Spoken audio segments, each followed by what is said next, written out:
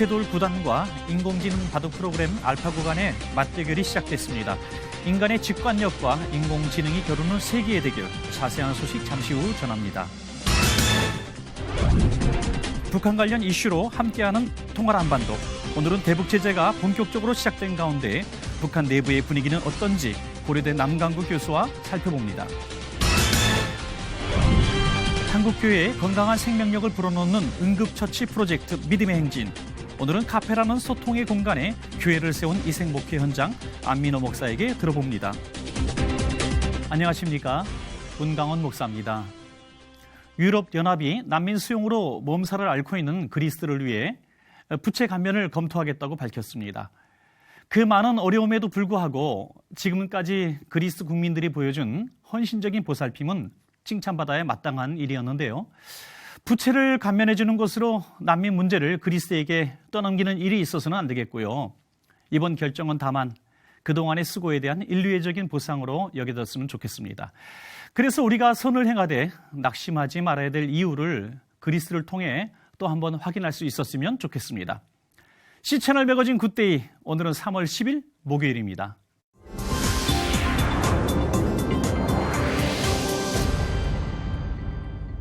첫 순서로 교계 뉴스부터 정리해드립니다. 세계 최강 이세돌 구단과 인공지능 알파고의 바둑 대국이 연일 화제를 모으고 있습니다. 놀라운 속도로 발전하고 있는 과학, 한국 교회와 성도들은 어떻게 봐야 할까요? 유성훈 기자가 보도합니다. 최근 뜨거운 이슈가 되고 있는 이세돌 구단과 알파고의 바둑 대국, 그 현장을 취재하기 위한 열기 또한 뜨겁습니다. 인간 대 인공지능의 대결로 주목을 받고 있는 이번 대결은 승패를 떠나 인공지능, 즉 기술의 발전이 어디까지 왔나에 대한 척도를 살펴볼 수 있다는 평가입니다. 특히 인공지능의 경우 수많은 데이터를 해석해서 미래를 예측할 수 있기 때문에 경제적 가치에 관심을 갖게 만듭니다.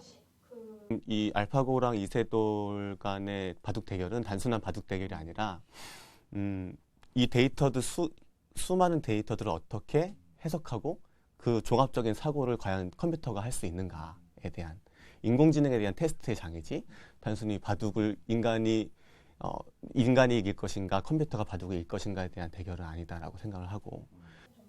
그렇다면 인공지능과 최근 떠오르는 가상현실 등 과학기술의 발달은 교회에 어떤 영향을 미치게 될까? 전문가들은 기술의 발전으로 인류가 가난과 질병에서 해방되고 재난에서 안전할 수 있지만 인류의 생존을 위협하는 존재가 될 수 있다는 입장입니다. 때문에 한국교회가 과학기술 발전에 있어 도덕과 윤리 문제를 위한 가이드라인을 제시해야 된다고 조언합니다. 이제 도덕과 윤리에 대한 문제인데 교회가 거기에 대한 응답과 해답을 해줄 수 있지 않을까. 그래서 우리가 이럴수록 더 추구해야 되는 것들은 과연 기독교적인 덕과 기독교적인 윤리로 우리가 어떻게 응답할 것인가에 대한 고민들이 출발해야 하고. 또한 조성실 목사는 한국교회는 인공지능과 가상현실 등이 어떻게 종교적인 예식에 도움을 주는가에 접근해야 할 것이라고 덧붙였습니다. C채널 뉴스 유성훈입니다. 2017년은 종교개혁 500주년을 맞는 해입니다. 교회사적으로 뜻깊은 해를 맞아 한국교회의 진정한 회개와 연합을 통해 그 정신을 되살려야 한다는 목소리가 나오고 있습니다. 김효정 기자가 전합니다. 위기론이 제기되는 등 안팎으로 개혁에 대한 요청이 끊임없이 이어지고 있는 한국교회. 한국교회의 개혁은 종교개혁자들이 주장했던 것과 같이 교회의 본질을 회복하는 회개운동에서 출발해야 한다는 주장이 제기됐습니다. 한국기독교목회자협의회는 지난 8일 종교개혁 500주년을 맞아 열린 대화마당을 통해 한국교회의 개혁을 위한 회개운동은 개교회 차원을 넘어 교단적인 협력이 시급하다고 지적했습니다. 강연자들은 또 한국교회가 연합을 통해 공교회성을 확보할 때 진정한 교회갱신이 이루어질 것이라고 주장했습니다. 정말 우리가 연합을 통해서 이제 일치를 드러내는 그런 일을 성취하지 않고서는 결코 우리 민족으로부터 또 우리 사회로부터 이제 신뢰를 획득할 수 있는 길이 저는 제 눈에는 보이지 않습니다. 김 목사는 한국교회를 대표할 수 있는 연합기구를 만들고 이 기구를 통해 개혁의 과제를 풀어가야 한다고 말했습니다. 단행해야 할 과제로는 가장 먼저 난립한 신학교를 정리해 목회자를 양성시키는 교육의 수준을 높이고 목회자가 되는 자격 기준을 통일시켜야 한다고 주장했습니다.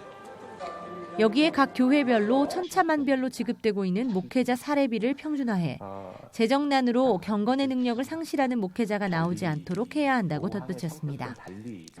이에 앞서 한국기독교장로회 이재천 목사가 발제자로 나서 개방과 공유, 교육에 중점을 둔 한국기독교장로회의 종교개혁 500주년 기념사업을 소개하는 시간도 마련됐습니다. 한편 1998년 창립 이후 한국교회의 갱신을 위한 대화의 자리를 마련해온 한국기독교 목회자협의회는 5월 대한예수교장로교 통합 측의 개혁안을 듣는 자리도 마련했습니다.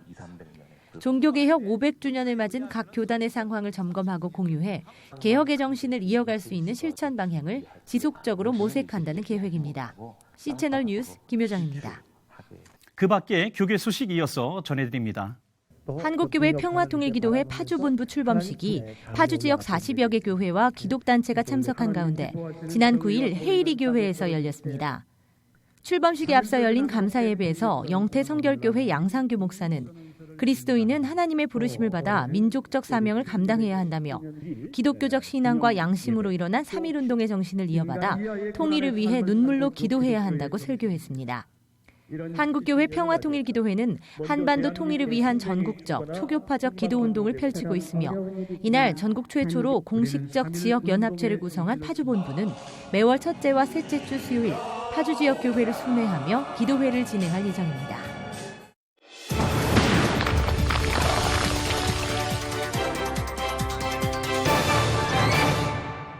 최근 북한 관련 이슈를 살펴보는 통화라 한반도 시간입니다. 고려대학교 아시아문제연구소 남강규 교수님과 함께합니다. 교수님 안녕하십니까? 네, 안녕하세요. 네, 교수님 안보리 결의안 채택 이후에 국제사회가 정말로 움직이고 있습니다. 북한 내부의 문제 또 대외적으로 크게 반발하고 있는 이런 상황들이 있는데요. 좀 여기서 설명 좀 해주시죠. 네, 이제 안보리 결의안 2275가 채택한 이후에 이제 본격적으로 북한에 대한 국제사회 이제 대북 제재가 이제 시행 중인데요. 여기에 맞춰가지고 각 국가들도 이제 그 후속 조치를 하고 있고 그 후속 조치를 하면서 또 개별 국가 차원에서 북한에 대한 제재에 적극적으로 지금 동참을 하고 있습니다. 먼저 그 안보리 결의안의 그 주요한 내용들은 이제 북한의 핵과 미사일에 관련되어진 개인 16명 단체, 12개 단체에 대한 뭐 제재, 자산을 동결하고 또 그 항공유 그 공급을 이제 중단하고 북한과 하는 거예요. 또 이제 북한의 또 광물 자원에 대한 수출을 이제 금지시켰죠. 수입하는 네네. 것을. 뭐 이렇게 해가지고 그게 이제 유엔의 주요한 내용이다 그러면은 이제 개별 국가들이 그걸 이제 각 국가 차원에서 이행을 하면서 또 거기다 이제 추가를 하고 있습니다. 예를 들어서 이 필리핀 같은 경우는 북한의 그 선박 진통으로 가지고 몰수를 한 상황이고요. 네. 지금 멕시코도 지금 북한 선박을 가지고 지금 이제 몰수를 지금 조치를 지금 검토하고 있는 그런 상황이 있고 또 하나 이제 유럽연합도 역시 이제 유엔 제재에 적극적으로 참여를 하면서 또 북한에 대한 개별적인 그 제재 특히 이제 유럽연합에서는 그 주로 그 북한의 사치품들이 유럽을 통해서 들어가기 때문에 그 사치품을 좀 제재할 수 있는 이런 걸 지금 또 추가적으로 지금 이제 모색을 하고 있는 그런 상황입니다.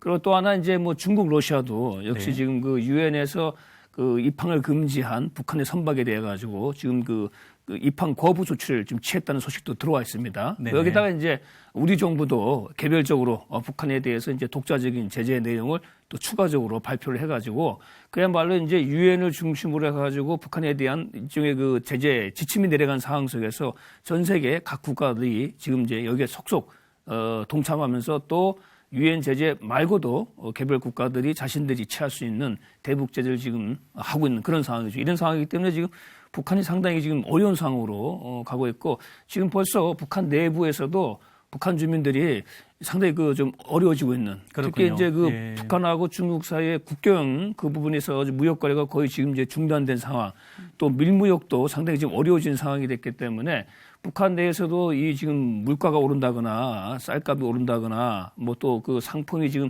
제대로 지금 유통이 안 되는 현상이 조금씩 좀 나타나고 있습니다. 네네. 그러다 보니까 이제 가격도 올라가고 그 물건을 파는 사람 주로 이제 시장 장마당을 통해서 하는 건데 물건을 이제 팔려고 하지 않죠. 네네. 또 갖고 있다가 더 오를 때 팔려고 하는 그런 것이 나타나고 있기 때문에 이번 그 제재 내용이 아주 강력하고 전 세계 많은 국가들이 지금 동시에 참여를 하고 있기 때문에 네. 이 북한 주민들에게 가는 어떤 그런 고통도 상당히 클 거로 좀 네, 보여집니다. 그렇군요.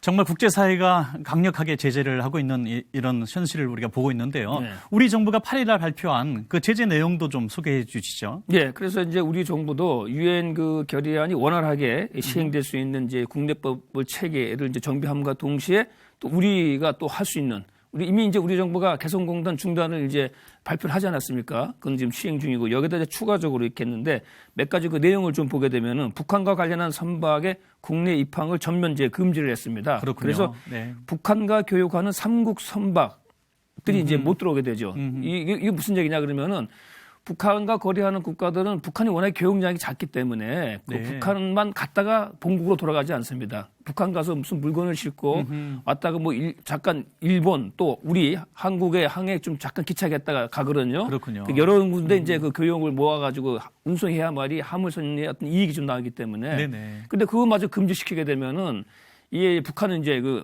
사실상 그 북한과 거래할 수 있는 제3국의 선박이 실제로 이제 가동하기 어렵게 되는 것이죠. 그렇게 왜냐하면 예. 북한 들어가가지고 그 양이 얼마 안 되는 그 화물만 갖고 화물선이 움직이기에는 이제 이윤이 남지 않는 것이죠.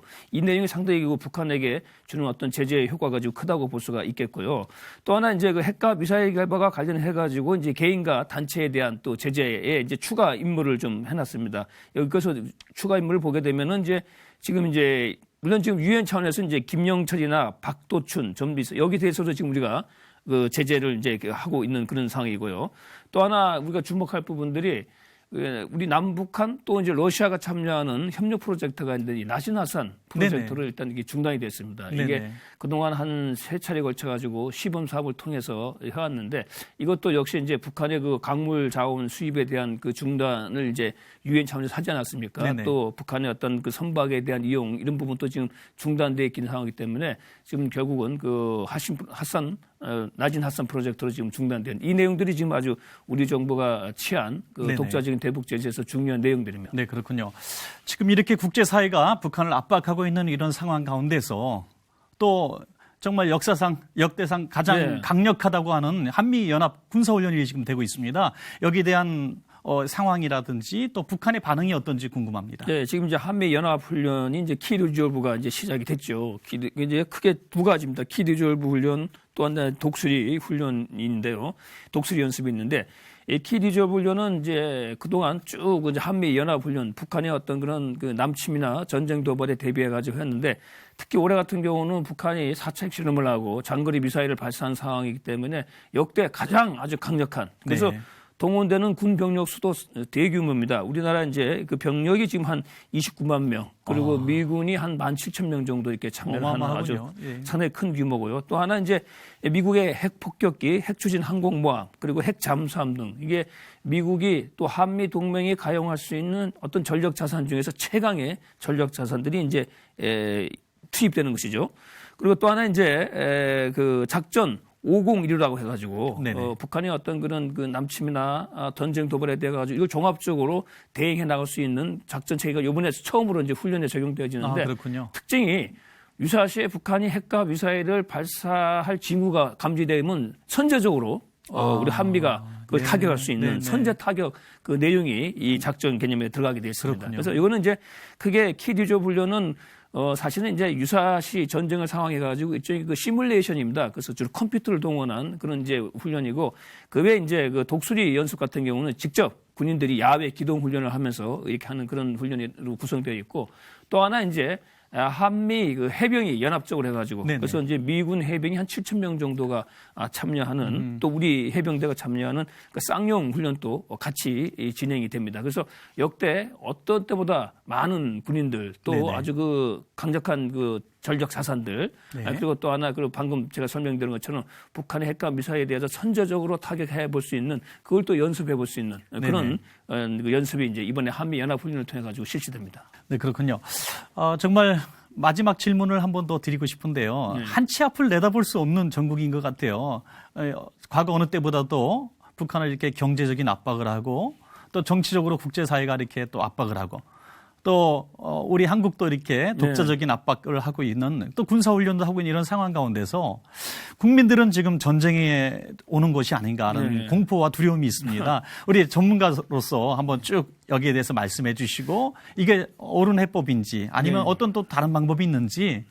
중국과 러시아는 이제 미국을 의식하기 때문에 상당히 그 좀 연합훈련에 대해서 비판적인 성명도 좀 나오고 하는데 네. 그런데 이렇게 된 그 근본적인 원인이 제공이 사실 북한이죠. 북한이 지금 그 핵실험을 하고 더구나 뭐 수소탄까지 지금 했다라고 주장하고 장거리 미사일 발사하고 하는 상황 속에서 우리가 어떤 그런 대한 대응 차원에서 그걸 안 할 수가 없는 것이죠. 또 이 한미 연합훈련이라는 것은 정례적으로 좀 해왔던 훈련이기 때문에 그건 뭐 그런 북한의 위협이 현실화되어 있는 상황 속에서 어쩔 수 불가피하게 할 수밖에 없는 그렇죠. 훈련. 이거 안 하면 우리는 뭐 앉아가지고 북한의 핵 위협을 그대로 우리가 안고 갈 수밖에 없는 상황이. 더구나 이제 그 국제사회 유엔의 대북 제재가 본격적으로 가동되었기 때문에 뭐 그런 상황과 같이 맞물리면서 지금 남북 간의 한반도에 상당히 좀 긴장이 고조되어져가는 그런 느낌을 갖고 있는데요. 그러나 이건 어디까지나 북한의 그런 핵과 미사일, 특히 이번 훈련 같은 경우는 미사일 도발을 어떤 그걸 가능성을 염두에 두고 어떻게 우리가 이걸 대응할 것인가 하는 그런 훈련이기 때문에 뭐 우리 국민들이 그걸 불안해할 필요가 없는 것이고 어떻게 보면 당연히 해야 될 우리 어떤 대비 훈련이다 이렇게 볼 수가 있겠죠. 어디까지나 지금 더구나 지금 상황은 북한의 만약에 북한의 핵이나 장거리 미사일 위협이 없다 그러면은 한미 훈련이 이렇게 크게 할 리가 없죠. 그리고 또 하나 한미 훈련도 아마 규모가 줄어들거나 아니면 이제 그 다른 형태로 변화되어져 갈 수도 있을 겁니다. 그러나 지금 해마다 북한의 위협이 너무나 현실화되고 너무나 높아지고 있기 때문에 최소한의 방어적 차원에서 이런 훈련을 우리가 안 할 수 없다라는 것을 좀 이해를 할 필요가 있겠고 이런 상황에서도 이제 우리 국민들이 좀 일치 단계를 해가지고 지금 더구나 국제사회가 북한에 대한 그 핵 그 제재가 아주 지금 가동하고 있지 않습니까? 뭐 현실적인 상황이죠. 이런 현실을 우리가 좀 냉정하게 바라보고 그런 위기 부분을 좀 넘기면서 뭔가 좀 새로운 국면을 우리가 또 기대해봐야 되겠죠. 네네. 이번에는 하여튼 좀 장기적인 안목을 가지고 국민들이 일치 단결해서 이 문제를 지켜봐야 될 것 같고요. 네, 오늘 좋은 말씀 감사드립니다. 고맙습니다.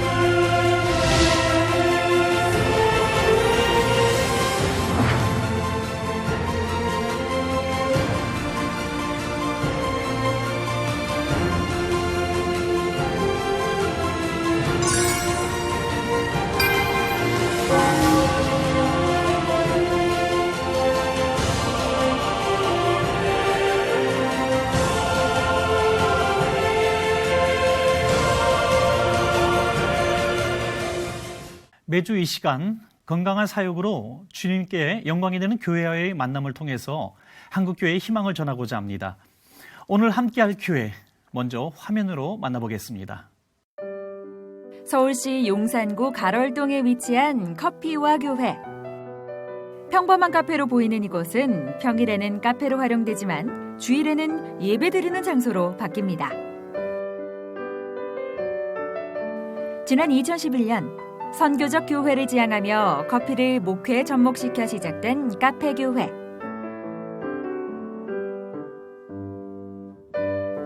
열린 공간에서 새신자들을 만나고 지역사회와 병원 선교에 힘쓰며 수익금은 선교에 사용하고 있습니다. 커피로 지역 주민과 소통하고 사람을 세워가는 커피와 교회. 교회와 카페가 한 공간에 만난 이색 목회로 주목받고 있습니다. 앞서 보신 대로 오늘은 커피와 교회를 만나보려고 하는데요. 안민호 목사님 저희 스튜디오에 모셨습니다. 목사님 나와주셔서 감사합니다. 네, 반갑습니다, 목사님. 교회 이름이 커피와 교회예요. 교회를 어떻게 이름을 짓게 되셨나요? 한국 사람들이 가장 좋아하는 음식이 뭐냐 물어봤더니 밥보다 커피를 더 좋아한다고 그래요. 그리고 우리나라 한국 사람들은 보니까요. 무엇인가를 마시면서 이야기할 때에 좀 더 편해하고 모든 사람들과 소통을 좀 더 쉽게 하게 되는 모습들을 좀 보게 되거든요. 네네. 그래서 저희는 커피를 통해서 교회를 소개하고 더 나아가서는 예수 그리스도의 복음을 전하면 좋겠다. 그래서 단순하게 커피와 교회 이렇게 이름을 짓게 되었고요.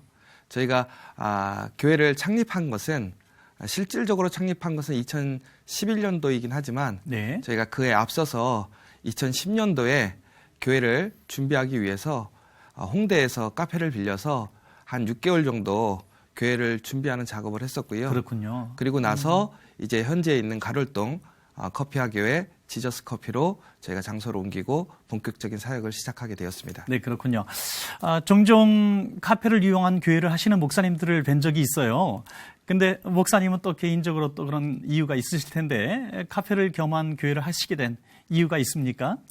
제가 2009년도에 이제 제가 캐나다에 있다가 한국에 들어오게 되었거든요. 네. 그러면서 다시 사역을 시작하게 됐는데 교회에 와서 좀 대단히 놀랬던 것은 뭐냐면 한국 교회가 그전에는 교회에 대한 자부심도 있고 네. 교회를 사랑하는 그런 마음들도 많았고 특별히 저희는 교회 한번 오면 교회를 이렇게 떠나기 싫어서 항상 교회에 머물러 있었던 생각들이 있었는데 왔더니 많은 사람들이 교회 오는 걸 불편하게 생각하고 또 교회 와서도 오랫동안 머무는 것 자체를 되게 고역으로 생각하고 더 나아가서는 부모와 아이들이 그 문제로 인해서 싸우고 네네. 참 이해할 수 없는 많은 문제들을 보게 됐어요.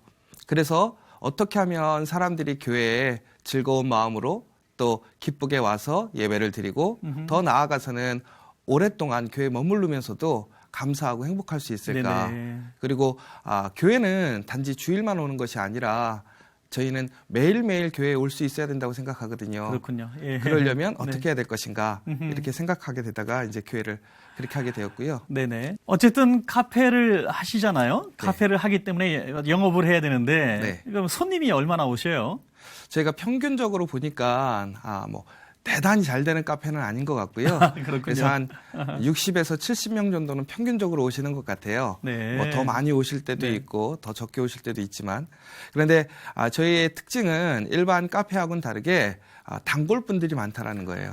그러니까 예. 한 번 오신 분들이 두 번 오시는 확률이 높습니다. 그래서 일반 카페는 기본적으로 그 의자의 회전율을 높여야 수익이 올라가거든요. 근데 저희는 좀 반대의 방법을 선택하게 됐는데요. 네네. 어떻게 하면 사람들이 교회에 와서 그 카페에 와서 오랫동안 앉아 있을까? 네. 그래서 그 방법을 연구하게 됐고요. 저희가 이제 그것을 통해서 저희가 처음에 이제 개척할 당시에는 10명 정도의 저희 개척 멤버가 있었는데요. 그것을 통해서 저희 오시는 단골 손님들을 저희가 성탄절 혹은 부활절날 저희가 이제 파티를 하거든요. 그래서 이제 네. 저희가 음식 하나씩 싸가지고 와서 파티를 하는데 그때에 그분들이 이제 참여하실 수 있도록 초대하고 네네. 네. 더 나아가서는 저희가 이제 뭐 병원 선교라든가 혹은 그 밖에 다른 일들을 많이 하고 있는데 그 일에 참여하실 수 있도록 초대한다든가 또 혹은 협조를 구한다든가 그래서 교회의 일을 단순히 교회 사람들만 하는 것이 아니라 네네. 거기 오신 손님들까지도 편안하게 참여하실 수 있도록 만들게 되어서 그 이후에 저희 교인 수가 한 2배 정도 좀 더 늘었고요. 네. 그리고 나서 저희 그 교인들과 함께 지금 성산동 마포구청 앞에 지저스 커피 2호점이 세워졌고요. 네네. 더 나아가서는 이제 한서중앙병원이라는 곳이 있는데 신경정신과 병원인데요. 그곳에서 저희가 이제 커피 병사를 하다가 이제 환우들과 예배를 드리게 됐고 더 나아가서는 직원들도 예배를 드리게 됐고 네네. 그것이 하나의 교회처럼 되어져서 네. 또 그곳에 지저스 커피 3호점을 세우게 됐고요. 그래서 그렇게 많은 사람들이 이용하고 있습니다. 그렇군요. 또 일반적인 교회의 풍경과 또 섬기는 분들의 모습이 조금 색다르다 생각이 드는데 네. 우리 카페와 교회에 섬기시는 성도님들의 모습을 좀 말씀해 주시죠. 어떤 분들이 섬기시나요? 네, 우선은 저희는 기본적으로 평신도 분들이 카페에서 일하는 것보다는 네. 교육자분들이나 혹은 직분자들, 평신도 사역자들이 일을 하게끔 저희는 세웠어요. 그분들이 그럼 다 바리스타 교육을 받으시고. 네. 왜 그러냐면 저희는 기본 카페의 가장 중요한 것은 인테리어나 혹은 어떤 음식이 될 수 있지만 카페 교회의 가장 중요한 건 사람이라고 생각하거든요. 네. 왜 그러냐면 카페 교회를 오는 사람들의 목적은 단순히 맛있는 커피를 먹기보다는 네. 그곳에 와서 그들의 힘듦과 외로움들을 함께 나누고 무엇보다 그런 문제 속에서 해결을 받기를 원하거든요. 그렇군요. 그래서 네. 그것들을 상담해주고 또한 그분들에게 좋은 인사이트를 제공하기 위해서 저희는 교육자분들이 대부분 네. 그 일들에 참여할 수 있도록 하고 있고요. 그렇군요. 더 네. 나아가서는 평신도 사역자들이 그러한 사역에 참여할 수 있도록 하고 있고요. 네. 또 단순히 저희는 그냥 제한시키는 것이 아니라 일반 평신도 혹은 저희 교회를 다니지 않는 분들도 저희 교회가 하고 있는 사역과 또한 그러한 일들에 누구든지 참여할 수 있도록 하고 있습니다. 네, 그렇군요.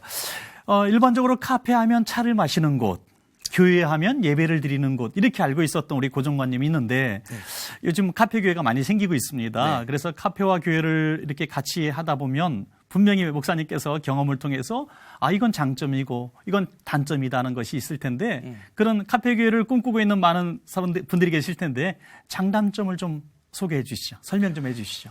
우선 카페 교회의 장점은 언제나 열려 있다라는 것이고요. 대부분의 많은 분들이 아시겠지만 기존의 교회를 다니시다가 다른 교회를 들어간다는 게 쉽지가 않아요. 네네. 왜 그러냐면 뭐 다 예수님을 믿고 하나님을 믿지만 그 교회라는 문화도 다르고 그렇죠. 또 여러 가지 그런 생각지 못하는 장벽들이 있기 때문에 그곳에 들어갈 수는 없는데요. 저희는 카페만 들어오면 교회가 되기 때문에 그렇죠. 누구든지 알고 혹은 모르든 간에 와서 교회를 경험해 볼 수 있고 또 언제든지 편안하게 모든 공간을 자기가 다른 사람을 의식하지 않고 자유롭게 사용할 수 있게 됩니다. 그래서 이러한 장점이 있는 것 같고요. 더 나아가서는 저희는 공간을 따로 쓰지 않습니다. 이게 무슨 얘기냐면 지금 네. 많은 교회들이 카페를 만들고 있는데요. 보통 교회 1층이나 네네. 혹은 다른 공간에 카페를 따로 만들고 있는데요. 저희는 그렇지 않고요. 그 예배당이 되는 곳이 카페이고요. 또 카페인 곳이 예배당이 되는 거예요. 그렇게 되죠. 예. 그리고 또한 저희의 모든 교제와 어떤 교육, 성경 공부, 큐티 모임, 또 그 밖에 봉사활동이 그 한 자리에서 다 이용이 되다 보니까 저희가 공간적으로 죽어가는 공간이 없는 것 같아요. 가능한 사람들이 언제든지 활용할 수 있는 공간이 되고 또 그 공간에 와서 정말 믿음의 삶을 경험해보고 더 나아가서는 도전을 받고 위로를 받을 수 있다면 그것이 가장 좋은 장점이 아닐까라는 네. 생각이 되어지고요. 네네. 저희는 기본적으로 이렇게 생각하시는 커피만 파는 것이 아니라 커피를 통해서 실질적으로 교회를 접할 수 없는 사람들에게 교회를 전할 수 있다는 장점이 있어요. 네네. 쉬운 예로 저희 교회는 흔한 얘기로 스님도 오시고요. 술 취하신 분들도 오시고요. 노숙자도 카페니까. 오고요. 네. 근데 일반 교회는 그런 분들이 들어가기에는 솔직히 쉽지가 않아요. 그렇죠. 그리고 목사님과 혹은 직분자들과 이야기한다라는 것이 쉽지가 않죠. 그런데 그런 부분들이 가능한 것이 바로 카페 교회인 것 같고요.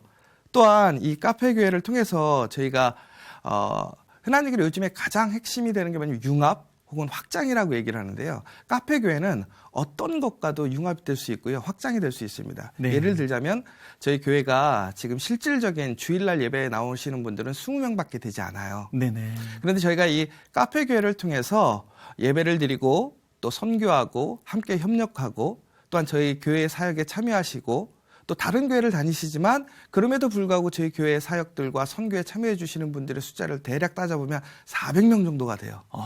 그러니까 저희가 실질적으로 뭐 한국 교회 객관적인 기준으로 치자면 20명의 작은 교회일 수는 있지만 저희가 사역적인 측면, 교회적인 측면에서 보면 400명의 목회를 할 수 있는 매우 도전이 되는 기회의 교회가 되지 않을까 생각되어집니다. 네네, 그렇군요. 이 교회라는 곳은 사실 일꾼을 세우는 곳이고 또 마음이 상한 사람들을 위로하고 또 사회적으로 서지 못하는 사람들을 세워주고 이런 여러 가지 일들을 하는 곳인데 카페 교회에서 일꾼 세우는 방식도 좀 새로울 것 같고 또 소외계층이라든지 아까 말씀하신 대로 교회에 잘 적응하지 못하는 사람들, 연약한 사람들이 우리 교회를 통해서 훈련을 받고 또 일꾼으로 세워지고 이런 사례들이 있으면 좀 같이 좀 소개해 주시죠. 네. 저희 카페 교회는 기본적으로 누구든지 와서 편안하게 들어오실 수도 있지만 또한 저희가 함께 일하기를 원하시면 네. 언제든지 발렌티어로 혹은 참여해서 일하실 수 있는 기회를 드려요. 바로 그래서- 일을 할 수 있도록 네네. 이렇게 도와주시는군요. 그래서 어떤 방법으로 하냐면 우선 커피를 가르쳐 드리고요. 네. 커피 클래스를 만들어서 그것에서 커피를 배우고 그러면서 저희 봉사활동 혹은 저희 카페에서 실질적으로 일할 수 있는 시간들을 드리고 그러면서 저희는 함께 신앙생활을 같이 만들어갈 수 있게끔 매일 큐티3 그다음에 또 상담 이런 일들을 병행하고 있습니다. 네. 그러면서 저희가 했던 일들이 바로 한소중앙병원에서 하고 있는 일들인데요. 저희는 지금 정신과 병원이다 보니까 네네. 그곳에 있는 환우들이 여러 가지 문제를 안고 있어요. 근데 저희가 생각하고 있는 단순 정신병리적인 문제뿐만이 아니라 알코올 환자라든가 네. 혹은 우울증이라든가 네. 또 여러 가지 저희가 일반적으로 경험하고 있는 그런 질환을 겪고 있는 분들도 많이 있거든요.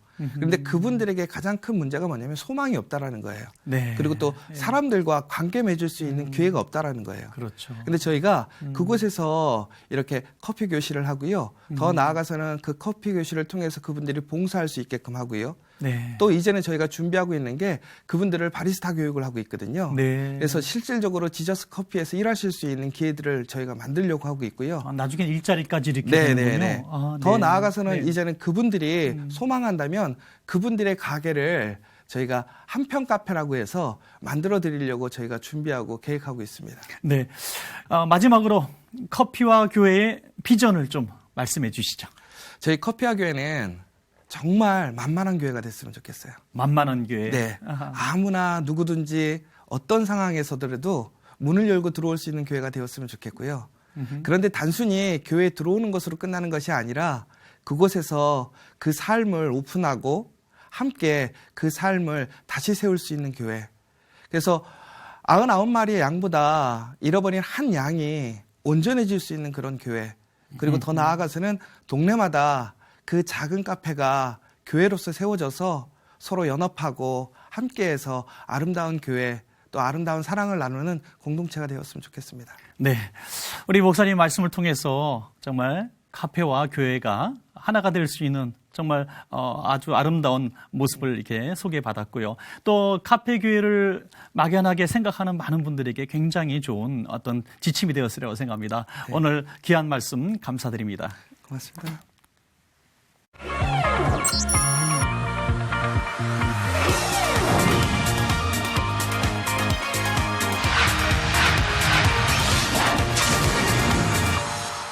C채널 매거진 굿데이는 시청자 여러분과 함께하는 방송입니다.